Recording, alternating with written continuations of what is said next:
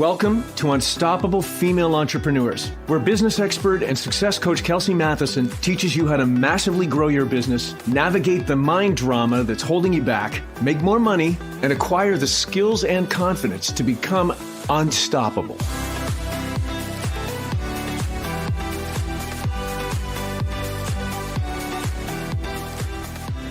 Hello, my friends. I'm Kelsey Matheson, and you are listening to episode number 2 of Unstoppable Female Entrepreneurs. So today I want to talk about the difference between confidence and self-confidence. Now, I've been coaching for many years, but I just completed my life coaching certification at Brooke Castillo's The Life Coach School.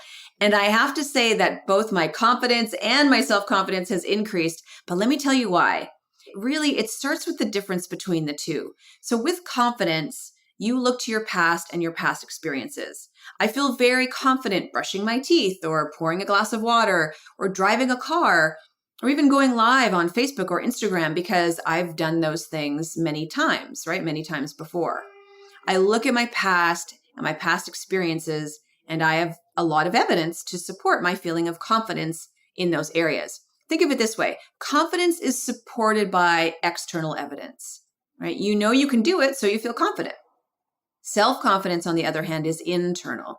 It's based on the belief you have about yourself. Self-confidence is an emotion that you generate without any history to back it up or with any, there's no external evidence. It's about the belief you have in yourself. So why does this matter? Because self-confidence is the emotion that will get you closer to achieving your goals. Self-confidence will propel you forward as you build your business and continue to create the life that you want for yourself. Because when those doubt demons are up in your head, telling you that you can't do something, that you're not good enough or smart enough or talented enough, it's our healthy brain trying to keep us safe. I talked a little bit about that in episode 1 on this podcast. Because when we're relying on what we have confidence in, that's based on our past experience. But when we're operating from a place of self-confidence, which is internal, we're open to trying new things. We're more willing to step outside of our comfort zone. And the coolest thing about that is that we're willing to take risks and put ourselves out there, and it's a choice. So let me ask you this. Where would you rate yourself in terms of your own self-confidence? What do you believe about you and your ability, regardless of the skills or experience you have? So remember, our thoughts generate our emotions. So what do you need to think about yourself in order to generate a feeling of self-confidence? I have confidence in coaching and building businesses because I've been doing that for a long time. But now I'm generating self-confidence as an LCS coach because that's new for me. The Life Coach School has a very specific style of coaching, which is new to me. So I have to generate a feeling of self-confidence as I gain more experience as an LCS coach. And the more experience I have, the more confidence I'll have. But it has to start with self-confidence or my healthy brain and those doubt demons are going to keep me stuck. So I have a goal to become a master coach and $1 million coach. I'm going to have a certain belief about myself in order to reach those goals. I will need to think very specific thoughts that will authentically generate an emotion of self-confidence as I move towards achieving those goals. And I will practice embracing those beliefs about myself every single day, truly, madly, and deeply as I continue to grow my coaching business. So here's a little secret if you want to increase your self-confidence. You have to fail more. Failure is an opportunity to increase your self-confidence. Now, I talk a lot about failure with my clients, but thinking about failure as an opportunity to increase our self-confidence is something that really excites me. If you want to increase your self-confidence, fail more. If you want to be more successful, fail more. Failure is such an opportunity in so many ways, but especially when it comes to building your self-confidence. Now, some people might say, yeah, but I'm an introvert. So I might be able to generate self-confidence, but I don't have the personality to do certain things, to grow my business that other entrepreneurs can. Like I don't have the personality to do a live stream or to speak in front of an audience or to hold a multi-day retreat in person or even create a video series program, for example, because I'm an introvert. If you don't have experience in those areas, then of course, you haven't built up the confidence. So you do have to rely on self-confidence to step outside your comfort zone. But some of you may feel that if you're an introvert, then that's just a whole other obstacle that's holding you back. So let's talk about that for a moment. And let's start by looking at the personality traits of someone that you would view as confident, someone you observe, and you get the impression that this person has a lot of confidence. So some of the personality traits would be they're smiling, they're typically smiling, they're inviting, they engage in eye contact. They take care of the shy people or the new people and make sure that everyone's included. Right? They seem to enjoy social situations and they have an open body language. And they'll often notice if someone is, kind of sitting off to the sidelines, or maybe they're off on their own, and they'll make sure to invite them in. And they're very curious about other people and will ask a lot of questions to get to know them better. And they always just seem to know what to say. They can be funny, they can be appropriately self-deprecating, but they make others feel comfortable. They're down to earth, they're humble, they're very accepting of others. Right? And they're typically people we would say that we find them interesting, and they make others feel good about themselves.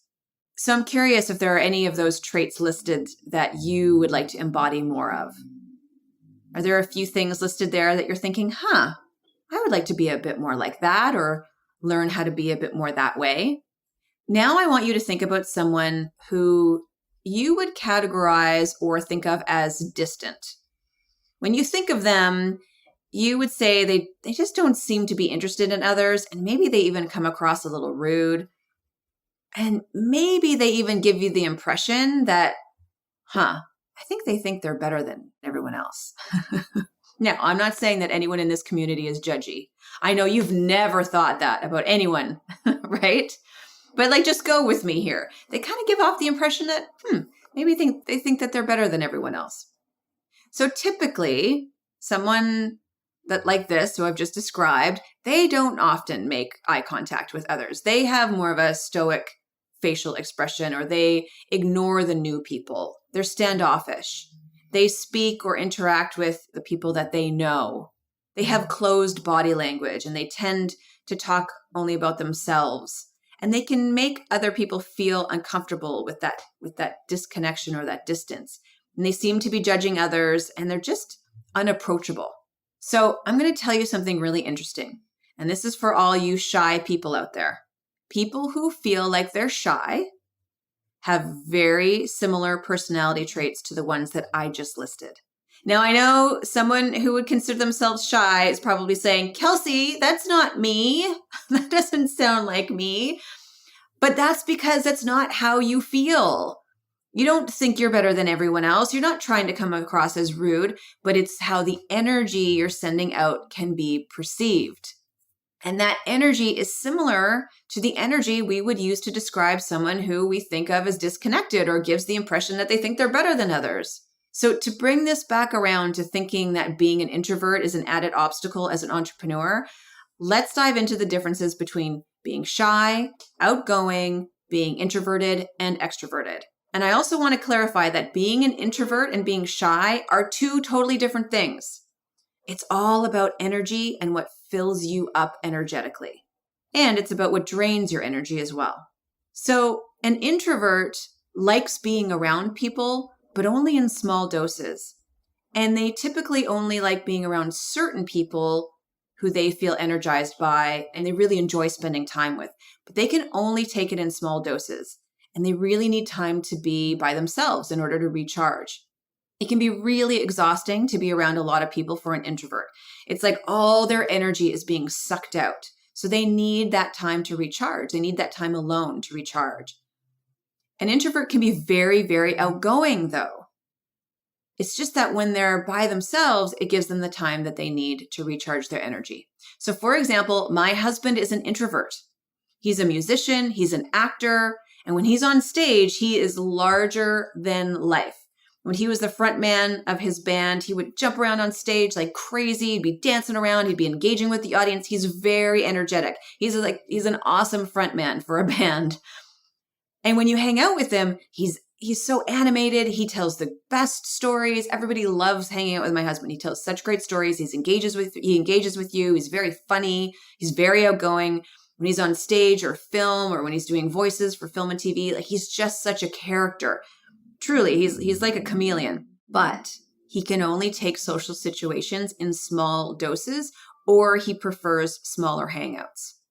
And just like an introvert can be outgoing, an extrovert doesn't necessarily have to be. There are a lot of misconceptions about this. Being an extrovert just means primarily you get your energy by being around other people. An extrovert prefers the energy of groups. It doesn't mean that you need to be the center of attention or the life of the party. Extroverts just need to feel other people's energy and emotions because that's what makes them feel alive. That's what generates energy within them. It's not draining.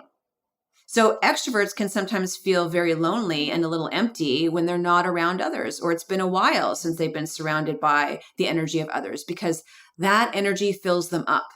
So there's shy and outgoing, and then there's introvert and extrovert. And you can be a shy extrovert, and you can also be a totally outgoing introvert, right? Or different combinations of those, but it's really just about your energy. So I'm more of an extrovert, but actually a large part of me is introverted as well. And every time I've done one of these tests, it comes out that I am 60% extroverted and 40% introverted. So for me, I really get charged by being around my friends or being around other people. That really fills me up. But I also need my quiet time, right? I need time to myself as well. But if I've had too much time by myself, then I start to feel sad, maybe a little depressed, and like something's missing in my life. And you don't need to feel like you have to identify as one or the other. You don't. But the way I like to look at it is it's like two sides of the same coin. It's not two separate coins. It's two sides of the exact same coin. And we fluctuate between those sides. But most of us do live on one side of the coin more than the other. And it's important to understand that because if you are feeling like you're in a bit of a funk, emotionally, mentally, you're not as driven, you're not as motivated, and you just don't know why, then look at how you've been spending your time.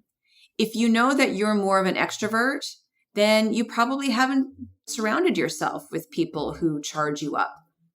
So in that case, you need to plan an outing with your friends who you love spending time with, or go to a conference with like-minded people, or do something that will allow you to be around the energy of others. And if you live more on the introverted side of the coin, but you've been around a lot of people lately, or you've been socializing a lot and you're feeling depleted, then you know that you need to prioritize some alone time, some solitary activities, some me time in order for you to recharge. Knowing what side of the coin you typically spend more time on is super powerful information because then you will have a better idea of what environment you will work the best in as an entrepreneur. And please know that this isn't something that you need to change about yourself. You might be thinking, well, if I was more extroverted, then putting myself out there, as I promote my business might be easier. We don't want to change who we are. What we want to understand is what environment will serve us the best. What environment am I more effective in? But also, when is the best time to step outside that comfort zone? And what are the thoughts that are going to serve you? So, for example, if you're more introverted, then make sure to dedicate some alone time to charge up those batteries so you can be at the top of your game when you do run your retreat, or you have a class, or you go to an event that you want to attend because you know it's going to be important for your business. Or if you're more extroverted, but really need to sit down and write your book or your podcast episodes, or you need to sit down and focus on creating your lead magnet, then make sure you get some social time in with people who inspire you and fill up your creative and energetic well before you step away to focus. Or some of you might be extroverted, but feel like you're shy. That's really important for you to recognize. So you know who you feel comfortable around, who helps to charge you up, and what sorts of environments work best for you. Maybe that means instead of going live on Facebook, for example, instead of going live alone, you go live with somebody else and you interview them. So their energy will help to support you. Or you run your retreat with a partner. It's important to be self-aware in this way because it will help support us as we do the work to build up our confidence in the areas that we want to focus on, and also our self-confidence. Because if we're drained and feeling depleted, the thoughts we'll be thinking are not going to serve us in getting the results that we want. And once you realize it's all about energy and how you authentically need to recharge, then you'll be so much better at navigating the situations that may be more draining for you, and plan the environments that serve you when you need to get work done. When you're presenting a webinar or a live workshop, or when you're coaching, or you have a lot of discovery or consultation calls, or when you're putting yourself out there in whatever ways that you do. I also want to mention that as you become more aware of this within yourself, it's important to communicate your needs to the people around you. My husband, Scotty, knows that I need to hang out with my friends. I love entertaining. I love having people over. Now, obviously, that hasn't happened as much over the past year and a half, but typically, I love hanging out with my friends and I love entertaining. But I know that my husband can only handle socializing in small doses. I know that he needs his time alone, away from everyone's energy, because it drains him, where for me, it fills me up. So if I didn't understand that about him, I would think he's being totally rude and antisocial. I actually remember a friend of mine who commented on it a few times. She would come over and we would all hang out. And usually at some point in the evening, my husband would excuse himself and head upstairs, away from us. Sometimes he wouldn't even excuse himself. Just all of a sudden he would disappear. And she thought that was super strange. And I think she was maybe even a little insulted by it, right? This is an area that we need to communicate our needs to the people around us that we're working with. You might have a VA, you might have business partners, or even clients that you might find it's important to communicate this to. Communicate your needs to the people around you. And also, it's important to understand the actions of others. Like my husband, for example. I could choose to think that he was being totally rude or antisocial, or whatever, or choose to see that he's had enough socializing and he really just needs time to himself. So remember, self-confidence is an emotion of growth. And it starts with the thoughts that you are having and being aware of how you recharge your energy to be in the best state as you build your business. So at the end of each episode, I love to provide you with a question to ponder. So grab your journal or do a mental thought download if you're driving or going for a walk. But this is the question for today. Do you have any fears about being self-confident and the success you will create with it? Let me repeat that. Do you have any fears about being self-confident and the success you will create with it? Such a great question. All right, that's what I have for you today, my friends. Thank you so much for listening. Until next time, have an incredible week.